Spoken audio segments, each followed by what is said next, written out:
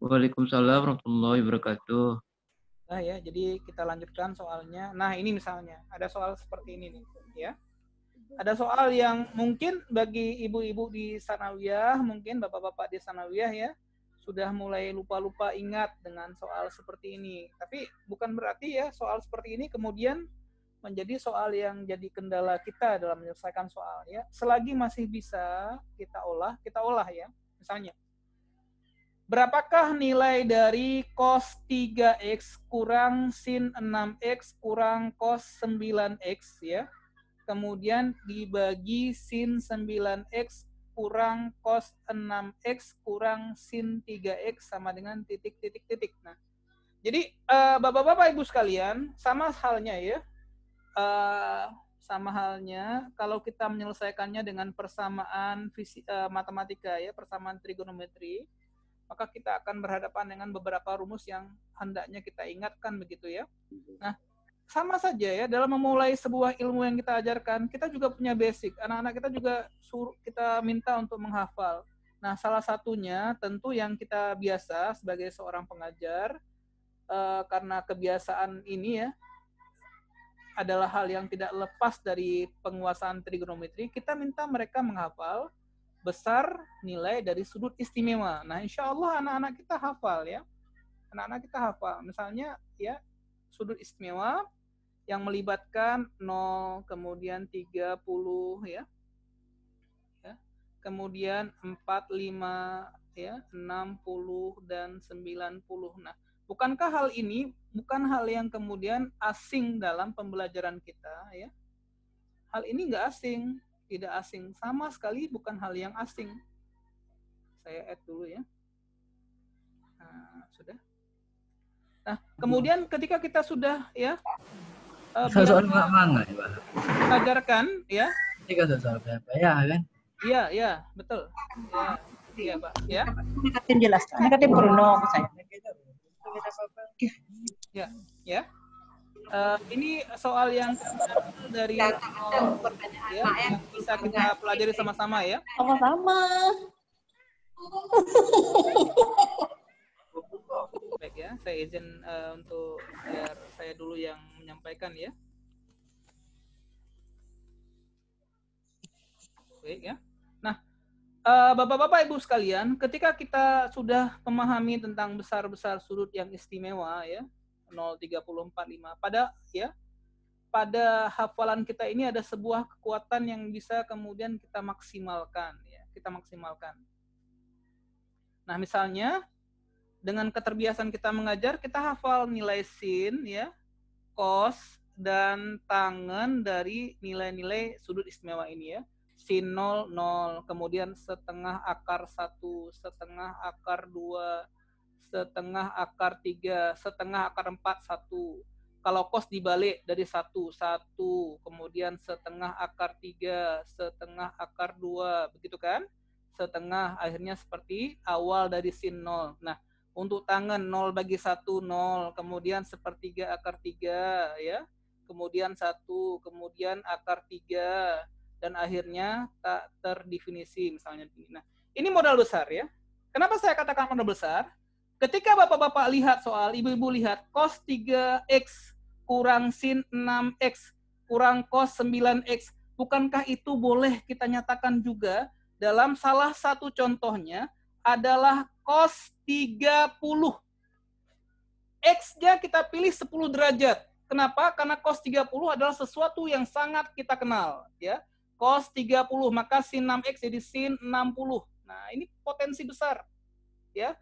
Kurang cos 90 dibagi ya sin 90 kurang cos 60 kemudian dikurang sin 30. Bukankah ini hal yang sudah kita pahami sebelumnya ya? Tinggal pakai ya. Cos 30 kita tahu nilainya setengah akar 3 dikurangi sin 60 ya, dikurangi sin 60. Bukankah sin 60 juga setengah akar 3? Nah, habis jadinya. Dikurang cos 90. Nah, cos 90. Sebentar, betul nggak nih?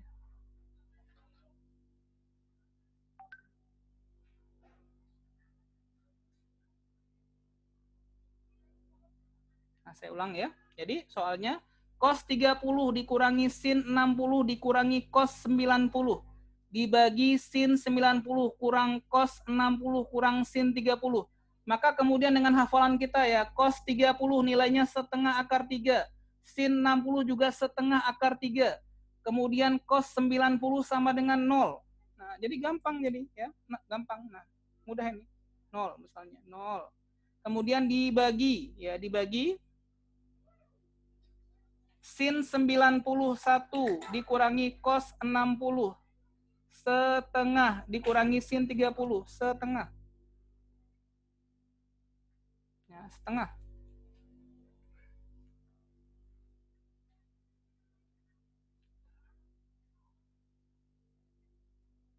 Nah, ini setengah ya. Tuh, belum lagi.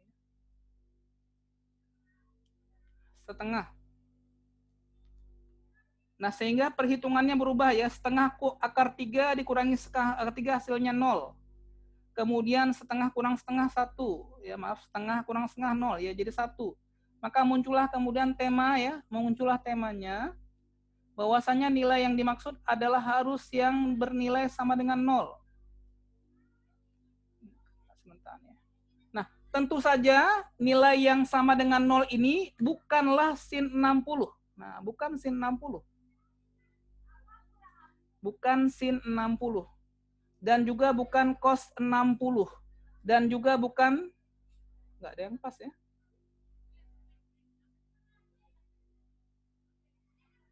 Kenapa ini kasusnya berbeda ya? Sebentar.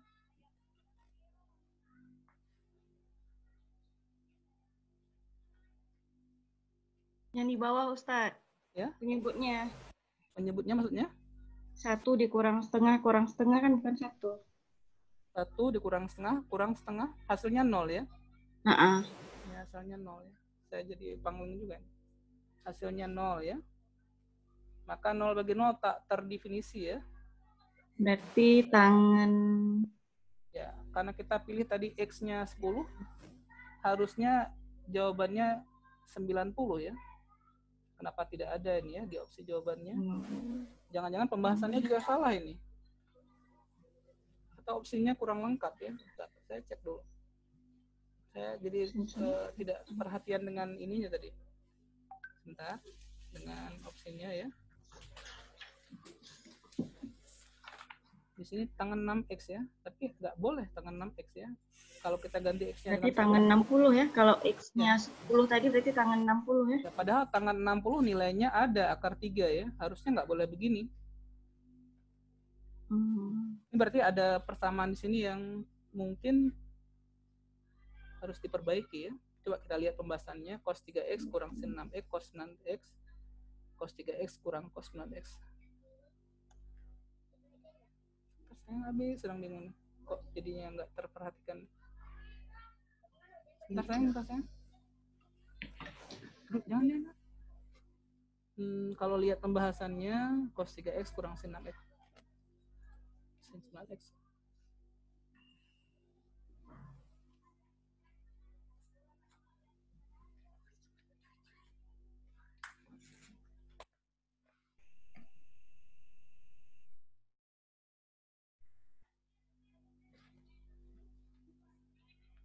Saya kok jadinya tidak sepakat dengan pembahasannya ya.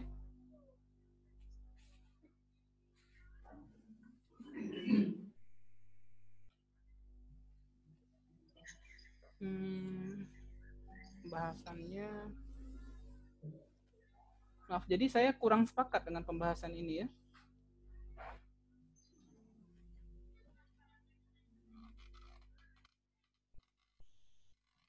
Ya, coba nanti yang ini saya tunda sedikit ya. Saya akan ngecek lagi ya ini ya, apakah bisa seperti ini pembahasannya. Izin kita coba soal yang lain ya. Maaf ini kita break dulu sebentar ya. Saya tidak perhatian. Coba kita ganti dulu dengan soal yang lain ya. Coba ini dikit. Nah ini ya. Sedikit sayang. Nah, Ana. Nah.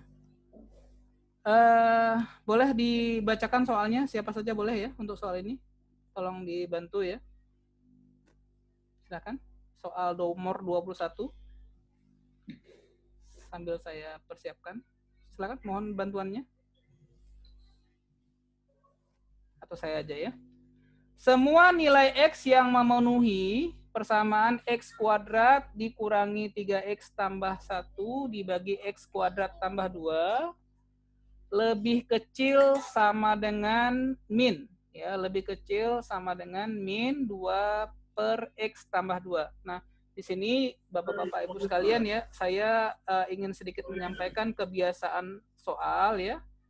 Ketika soalnya positif ya, ketika pertidaksamaan ini kemudian dibandingkan dengan nilai positif, maka biasanya tanda pertidaksamaan itu ya, yang nilainya lebih kecil atau lebih besar, akan memberikan pola jawaban. Untuk tanda lebih besar, jawabannya menggunakan pemisah atau.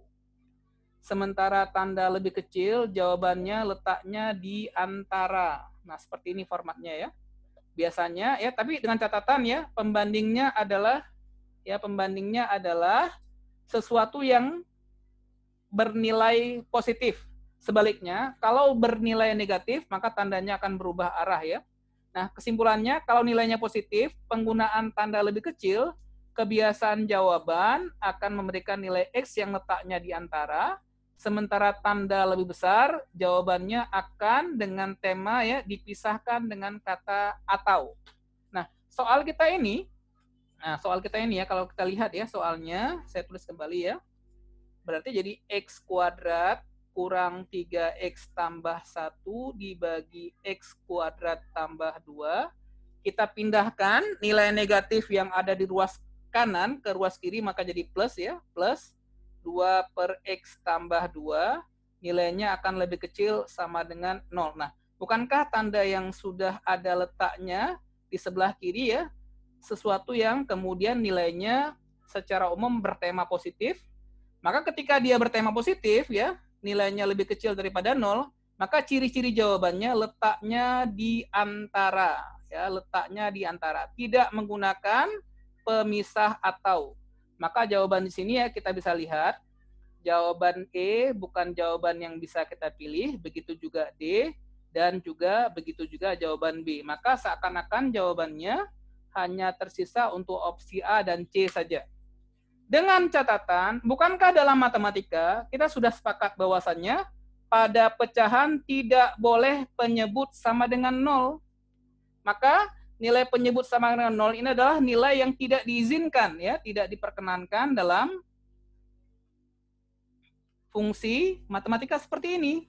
Maka dengan catatan ini, maka kita bisa lihat bahwasannya ya 2 per X tambah 2, maka X tambah 2 ini nggak boleh sama dengan 0, maka X-nya tidak boleh sama dengan negatif 2. Maka negatif 2 ini wajib diletakkan sebagai salah satu nilai batas.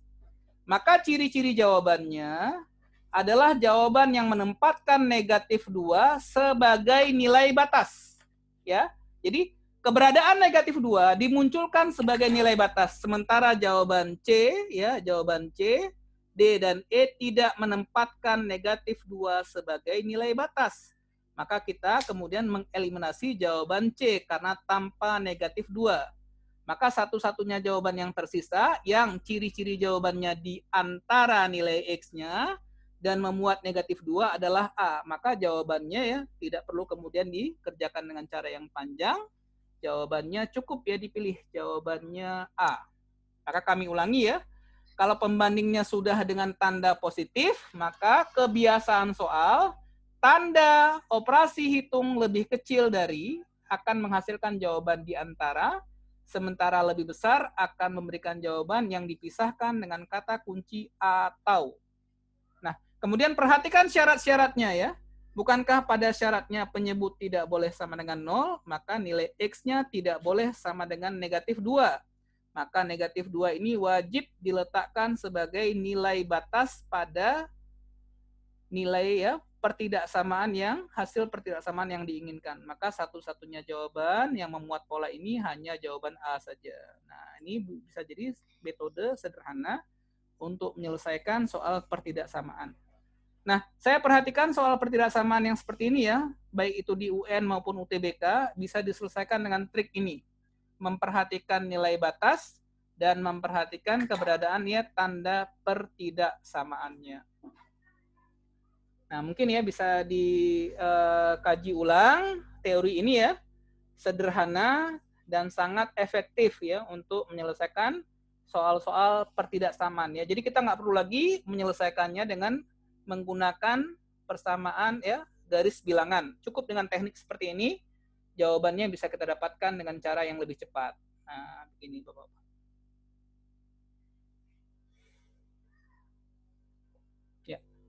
Baik ya, mungkin ini setelah soal ini ya, kita butuh satu soal lagi ya.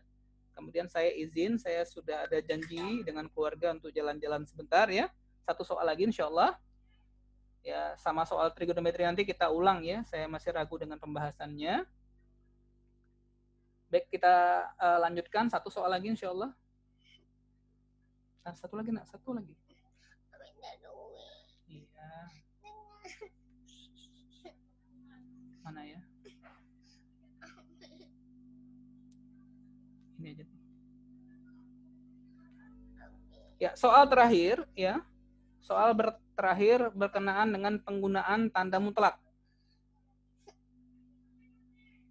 Ya, penggunaan tanda mutlak ya. Jadi jumlah dari semua nilai X yang memenuhi persamaan 2X tambah 3 kurang X sama dengan 6. Nah, salah satu solusi pengerjaan penggunaan tanda mutlak dengan cara dikuadratkan. Maka persamaannya ya.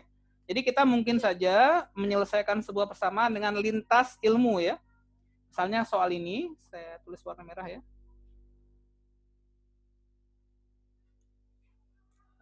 Coba warna merah. Nah, begini ya misalnya. Soalnya bisa kita buat ya. Menjadi tanda mutlak 2X tambah 3 sama dengan X tambah 6. Kedua ruas dikuadratkan. Nah, ini salah satu cara untuk menghilangkan pengaruh tanda mutlak. Maka berubah menjadi ya 2X tambah 3 seperti biasa ya. Jadi 4X kuadrat tambah 12X ya. Kemudian tambah 9, nilainya sama dengan X kuadrat tambah 12X tambah 36. Nah, 12X-nya bisa kita buang, maka persamaannya berubah menjadi ya 4X kuadrat kurang X kuadrat tambah 9 kurang 36 sama dengan 0. Nah, pertanyaannya cukup sederhana ya. Jumlah dari semua nilai X berarti persamaan kuadrat punya akar-akar X1 dan X2. Kita tahu ya bahwasanya untuk persamaan kuadrat X1 dan X2, jumlahnya X1 tambah X2 sama dengan negatif B per A, min B per A. Nah, bukankah di soal ini kita sudah tidak dilihat lagi nilai BX, ya, B-nya nggak ada lagi, B-nya sudah 0, maka langsung diganti. Ya, langsung diganti karena B-nya 0, 0 dibagi berapapun hasilnya 0. Maka jawabannya jumlah akar-akarnya hasilnya akan sama dengan 0. Dengan cara seperti ini mungkin pekerjaan kita ya bisa mengimbangi ya cara-cara seperti ini misalnya. Walaupun hasilnya sama saja. Nah, cukup dengan ya lintas teori ya bahwasanya dalam persamaan kuadrat yang memiliki rumus umum AX kuadrat tambah BX tambah C sama dengan 0, maka jumlah akarnya dinyatakan sebagai min B per A. Nah, di soal ini tidak ada lagi nilai B, maka maknanya jumlahnya akan mengarah pada jawaban 0. Baik ya, mungkin ini yang bisa kami hantarkan pada kesempatan kali ini ya. Tentu banyak kesilapan yang kami lakukan. Ini juga ajang kami untuk belajar ya. Mudah-mudahan ini menjadi hal yang bermanfaat bagi kita semua. Dinilai Allah Subhanahu wa taala sebagai sebuah amal kebaikan kita bersama ya. Kami cukupkan. Assalamualaikum warahmatullahi wabarakatuh.